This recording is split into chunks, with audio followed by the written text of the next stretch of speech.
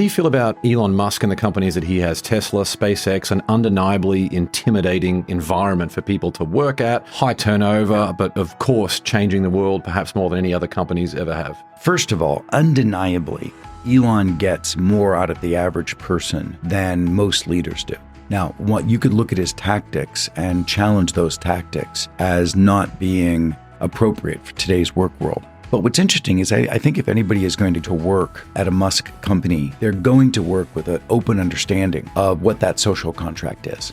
Most organizations that I work with, when I start working with them, most teams, they don't have that social contract. They have a social contract that is more on the defensiveness side. They get their feedback from authority figures who are allowed to, not from peers who are sitting around them. So if you go back to the Musk question, he's got a clear social contract. Would I coach him if he were interested in adapting and adopting some of his practices? 100%. Can we all admire what the man has created? 100%. I believe that if people's eyes are wide open to what they're stepping into, there's an entire algorithm of reasons why you might want to work at a company that is committed to getting people off the planet and onto Mars. But I do believe that expecting more of somebody than they expect of themselves is a very powerful leadership trait.